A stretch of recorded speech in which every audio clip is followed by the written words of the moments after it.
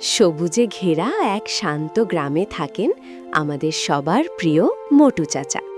তিনি মানুষ হিসেবে খুব ভালো, কিন্তু বড্ড বেশি ভুলোমনা। ওরে বাবা, আজ হাঁসগুলোকে ভাত দিতে হবে।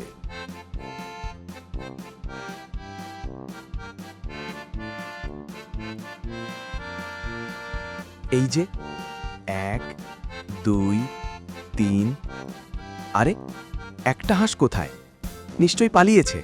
হাসু, হাসু।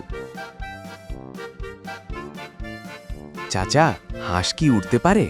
পারলে এতক্ষণে আকাশে থাকতো। এই তো।